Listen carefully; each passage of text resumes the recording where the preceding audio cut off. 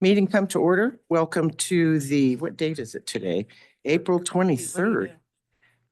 NID Board of Directors meeting. Please stand and join me in saying the pledge. I pledge allegiance to the flag of the United States of America and to the republic for which it stands, one nation, under God, indivisible, with liberty and justice for all. Thank you. Secretary, please call the roll. Division 1, Here. Division 2 is absent. Division 3, Here. Division 4, Here. Division 5. Here. Okay. Thank you. We have a quorum. All right, first item, public comment on items that are not on the agenda. Have a speaker. Say your name and your division for the record, Thank you. please. Yeah, my name is Greg Vixie, Division 5. I'm here today to propose that NID consider applying the standby fees that are being charged for 2025 to customers who are being prohibited from buying water due to the PG&E Lake Spalding issue that has really curtailed the amount of water that's available to sell. I'm just here to propose that hopefully next year, NID will be in a position to offer water sales to people like me who have paid standby fees for years and years and who was really hoping, I was really hoping to buy water this year. My personal circumstances have improved to the point where I have the time to do the kind of farming I want to do.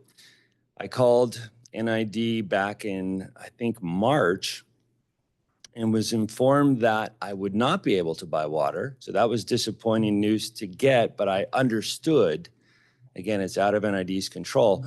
What I felt was sort of rubbing a little salt in the wound was to be told that the standby fee for 2025 was still going to be charged, even though the opportunity to buy water was non-existent, and that that's just the way it would be. So I understand that with, you know, all the things that NID has to do to maintain the ditches, maintain the boxes, those costs don't go away this year just because they're not able to sell water. But I thought it would be a really nice goodwill gesture on the part of NID to apply this year's fees to anybody who purchases water next year who wasn't able to purchase it this year. It's not a lot of money. It's not going to make or break probably anybody. I just think it's a nice goodwill gesture for NID to acknowledge that there are people who have been maybe not materially damaged, but certainly inconvenienced by the unavailability of water. So I did prepare, I was joking that I'm not a good communicator according to my wife. I did prepare a little summary of my proposal in writing. I think the secretary has distributed it to the board members that are here. I would like to say, as long as I'm here, I've lived here for almost 60 years. I've never once attended a meeting. I want to commend NID. I think obviously water is our most precious resource. You guys do a fabulous job of stewardship of that resource. So I do want to commend you. And then on a personal note, I used to live on Banner Mountain, and the fact that you were willing to pay, I don't know what it costs, to keep the Gracie Ditch, I believe it's called the Gracie Ditch, the Cascade Canal, that is such a wonderful recreation area.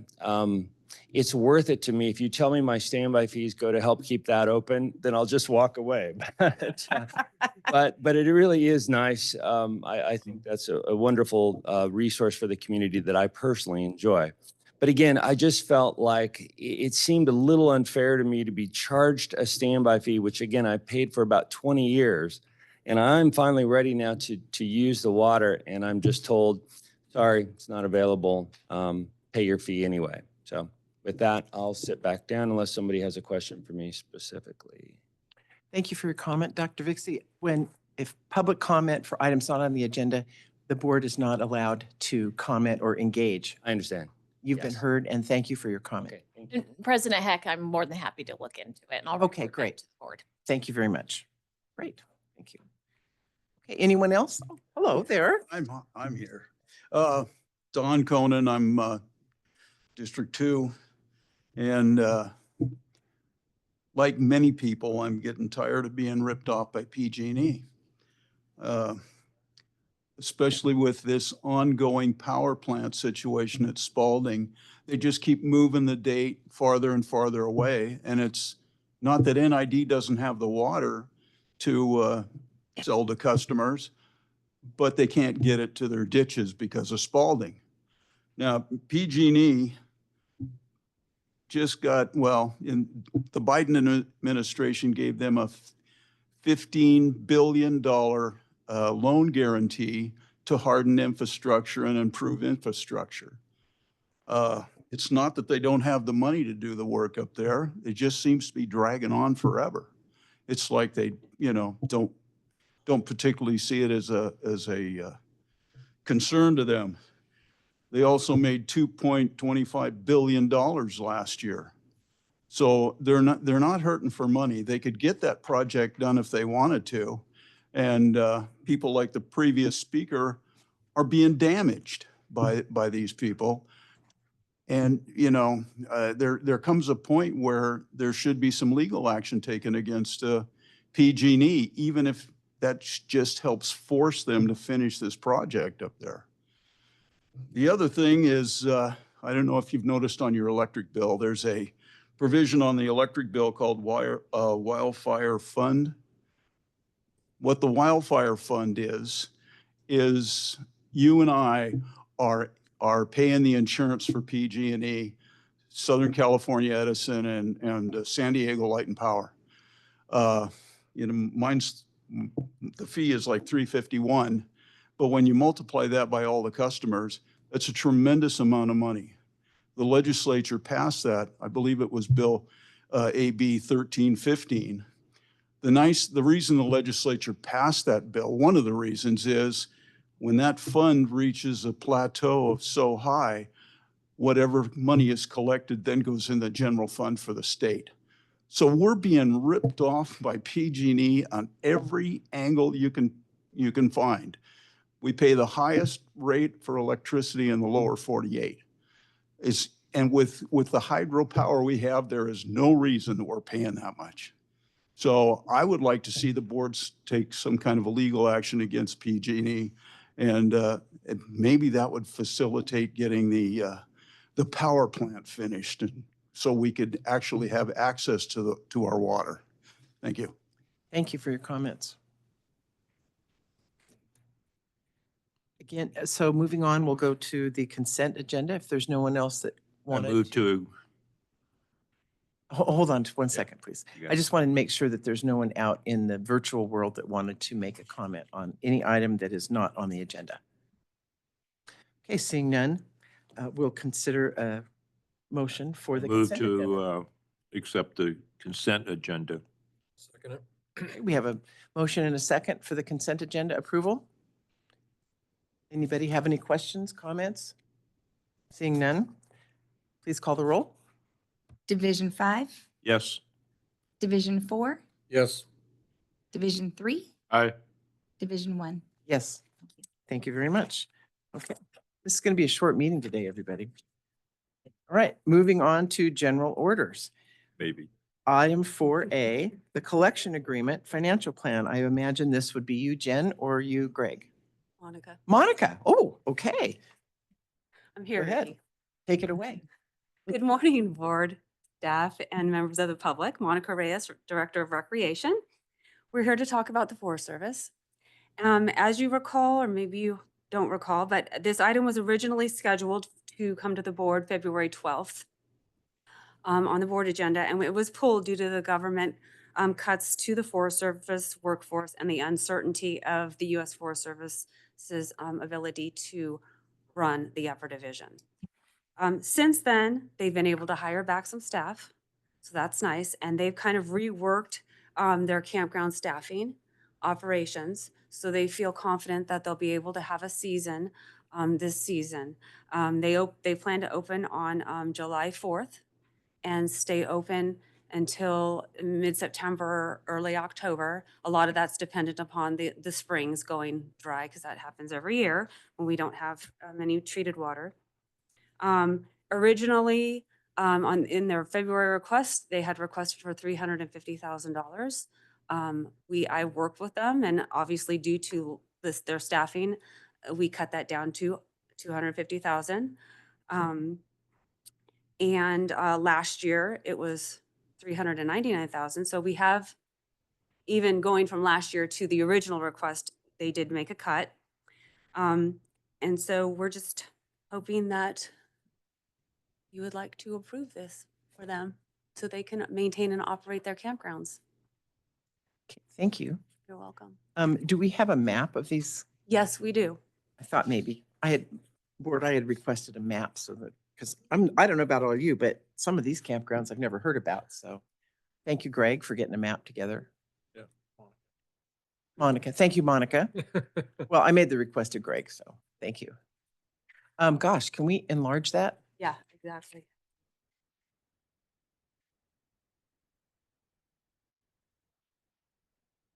So this area here is Jackson Meadows, and this is the what we call the Jackson Meadows complex.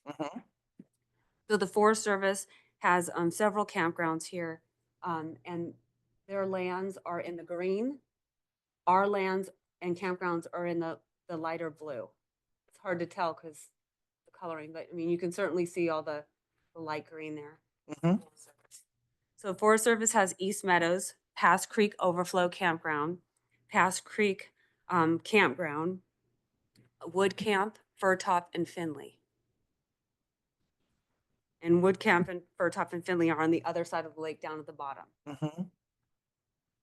And then as far as NID on this for Jackson Meadows campgrounds, we have the Aspen Group campground, which is up at the top. And then we have Silvertip, which is down towards the bottom.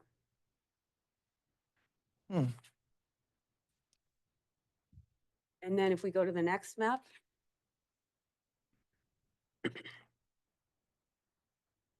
This is what we call the Bowman Corridor. Hopefully mine didn't change. And so here is more dispersed camping.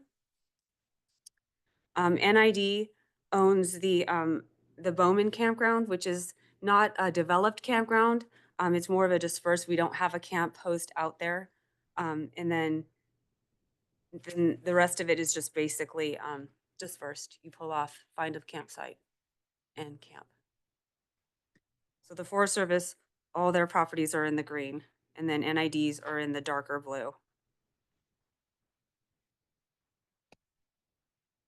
What facilities, like, restrooms or water are at these campgrounds? So at the on the Jackson Meadows side, there's flushing toilets, there's water for drinking water, and then we have vault toilets as well, and we have boat launches, and then campgrounds. Okay, so do these monies that we're being asked to approve, do those go to us to continue to operate and maintain those facilities as well? Exactly, yes. Okay. And then on the Bowman side, there's just, well, we have Foshery, Right. our group site. And then the Forest Service has Canyon Creek and Jackson Creek, which are, they're campgrounds, but they're non-developed, and they have vault toilets. And then we have a vault toilet at Bowman Campground. Question if I could? Yeah, The- questions from the board. The prior map, the boat in campground there at Jackson, what sort of services are there and how do we maintain that? We don't, the Forest Service does. So like it says, you boat into it. There's 10 sites out there, and there's actually, there's a pit toilet. So it's different than a vault toilet. When it gets full, it just gets moved. So the Forest Service takes care of that. Thank you. The trash pickup too and all other stuff. It's pack in, pack out. But when we used to operate it, and the Forest Service, you go over there and just make sure everything's nice and clean out the fire rings and stuff like that. Other board comments, questions?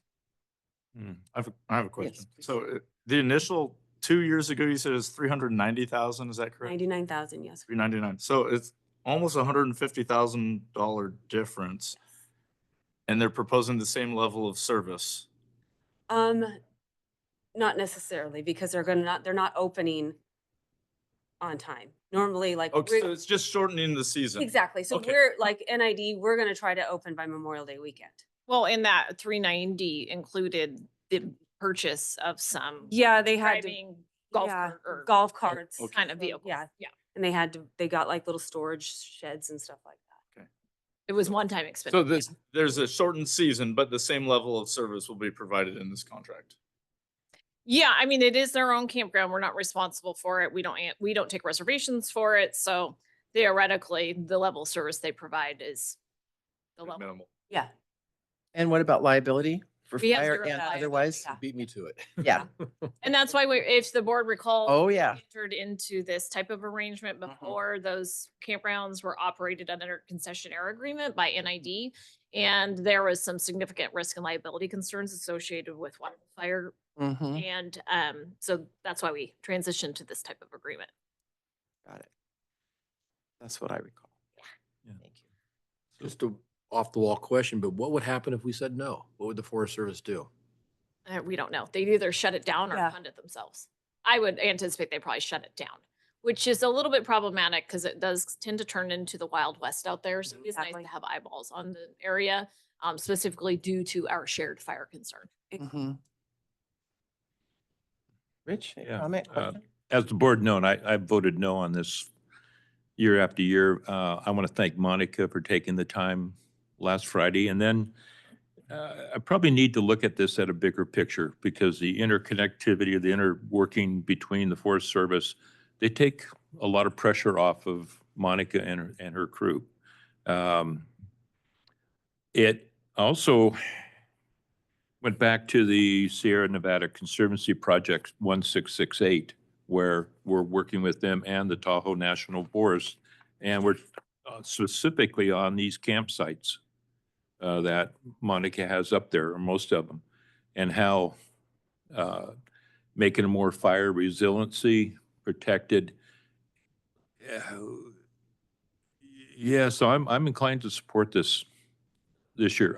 I don't want to see it year after year. Once the new FERC license goes into effect, we would likely have a different arrangement, but along the lines of your comments, it is important in those high elevation areas to have collaborative partnerships due to the high fire risk in order to have more eyes and also more resources being invested in the area. Yeah, I've been out there on a Memorial Day weekend and it is interesting.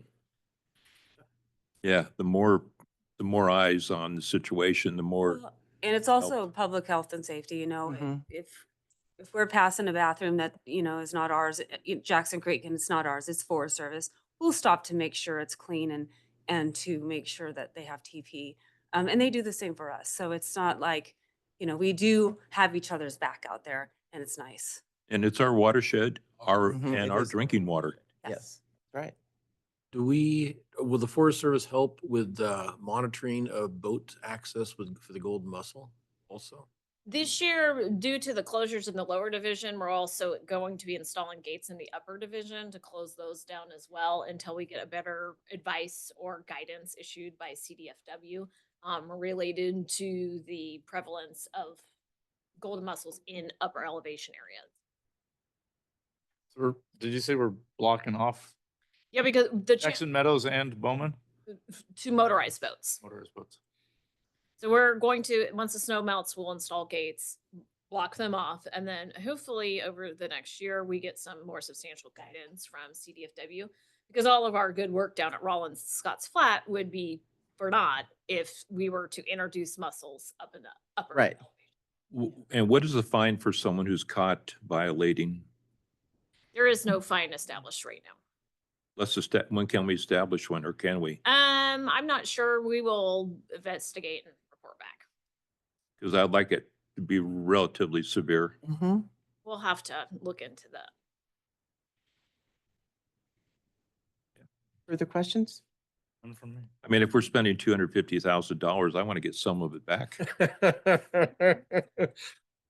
Maybe. Well, it would be Sounded interesting. somewhat challenging to drop a motorized boat in if there's no boat launch to do so. Right, So right. I think that it's relatively going to be controlled. Yeah. Any other questions? Any questions from the public? Virtual public? Calling for any comment on this item? Seeing none, we'll proceed. Anyone have a motion? Or, see, Dustin, you move forward. Were you going to say something? Okay, all right. Anyone have a motion for us today? This is going to shock you. I moved to approve resolution number 2025-27. And I'll second.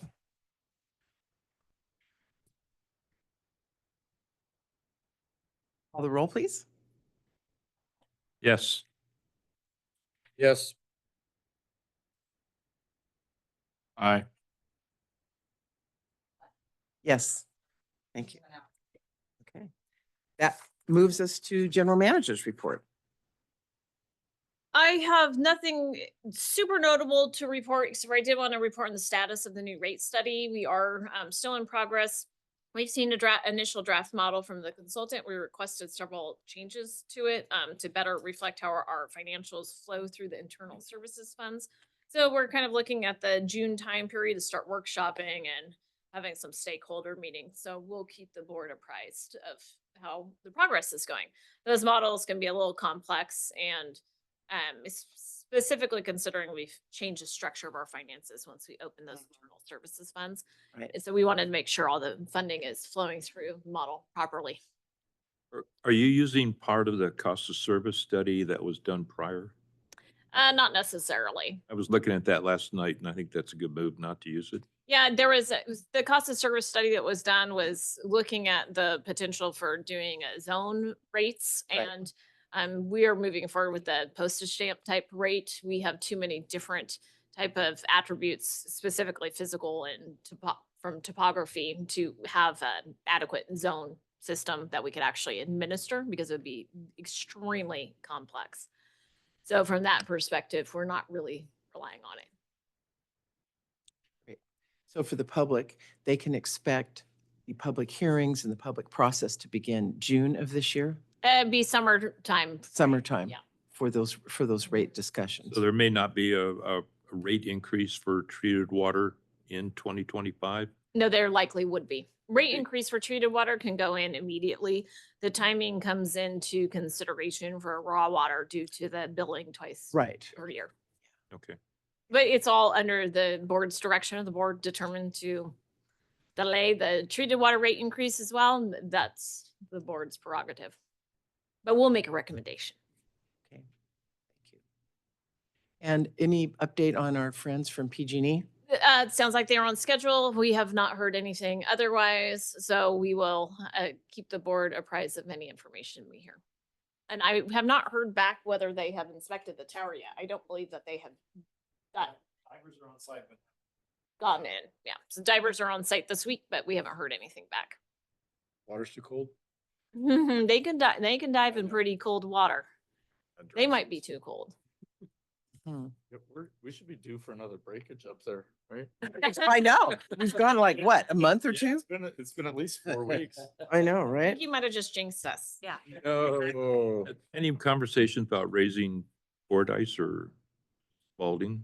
Not that I'm have any information to report on. Okay. I had a question. Ball game wasn't that good last night? Okay. We lost 3-0. Oh, dear. It's a heartbreaker. Okay, well, does that conclude the general That is- manager's that's all report? I have. Okay, from that, we will move to Board of Directors items or reports. Earl, you want to start? Yeah, I'm just curious, and this pertains to Monica. Bullard's Bar Reservoir posted on, I call it Crackbook, but Facebook the other day, that they are only doing a 5-day dry for all of their boats. Is there any way we can coordinate with them, do anything to bring it up to a standard of 30-day, because everyone admits that, or can we somehow flag their boats from not coming in? Well, we're only taking our boats this year. So if, just Rollins and Scott's the first season, and then next year we'll determine, if we do take other lakes seals. I know Folsom is going to take ours this year, but we just feel like everyone needs a season under their belt to make sure they're doing it right, so we can trust everybody. I mean, the big thing is, oh, well, you're in the WID program, but the WID program is just the information database. It's not regulating what we actually do on the ground. So, yeah, we're only taking our seals this season. Yep, excellent. Thank We you. are protected. Good answer. Anything further? Earl? I'm good, thank you. Rich? No, it helped to have the September 19, 2023 Sierra Nevada project papers to see what the campgrounds look like and what you're up against up in that upper area. So, anyway, no, a lot of work at the farm. A lot of weeds are growing. Okay, thank you. Director Fowler? Getting a lot of phone calls about mussels, a lot of complaints, a lot of, why is it? And I explain as best as I can, but it Send seems, them my way. well, it sounds like at least the messaging is getting out. So if people are asking me about it, it means they're hearing about it somewhere. So I had a fella ask me about jet skis the other day, and I think they're the same as a motorized, anything other motorized watercraft. So, yeah, there's much, there's conversation about it. People are a little bit upset, but I think it's just a thing that people are learning to deal with. So, Yeah, and I think with Folsom jumping on board, that kind of took the heat off of us a little bit. People have someone else to talk. Be And mad they have a at. much bigger, they have a much Exactly. larger boating audience there, usage, correct? we have an ag tour on May 14th, and actually I was going to ask you about that. We have a board meeting scheduled for the same day. So Nevada County Ag Tour is May 14th. I don't know if We in the usually past we've, cancel the board or postpone the board meetings to allow for members to attend Okay. that. Because I think I've attended every year. yeah, I think so too. As far as I can remember. For Rich. We've got a lot of work to do. But yeah, we'll look at the schedule. It could be a potential that, as in years past, we just push the meeting to a later time in the afternoon, which typically works. Right. We're start at 6 in the morning. Hey, I'm an early bird, so let's do it. That works. That works for me, Rich. Yeah, that's great. That's Oh. great. I forgot Yes, one thing. Go ahead. Are you going to ask with your contract with the Forest Service to have a audit for how Not a they spend our traditional money? audit. We will request an accounting of Just their like- expenditures. Yeah, like a monthly audit. Not an audit. Yeah, no, yeah. Just Not an audit audit, just trail. a Not an audit trail. We No, will no, no. ask for a monthly accounting of their expenditures. that our money goes to. Yes. Okay. Very good. Thank you, Rich. Anything further? Oh, yeah. Eventually, I'd like an update on Rollins additional storage and kind of the progress on that project. And I know it's all exploratory right now, but wherever we are on that, I'd like to. Yeah, give us a month or two and we'll have some. Okay, cool. We had to let Gabe come in and get his feet wet. He's finally found the bathroom in the copy room. Good. Load him up with his. All right. Thank you, Great. Gabe. That's all I have. Thank you. Okay. And then I have just one quick item. I am going to be speaking and presenting, and hopefully we'll have either Chip or Greg or someone on May 3rd for the Cascade Shores Homeowners Association. They do want to hear more about the mussels, and I think their larger concern is the PG&E and the volume of water that they will or will not have in Scotts Flat. So May 3rd's a Saturday, correct? yes, it is. They always have their meetings on a Saturday. And I think I told Greg it's 1 o'clock. So I'm depending on having some assistance. Chip is not looking at me. I think you came last year. Still working on it. Okay, you're still working on it. Okay, great. So that's all I have.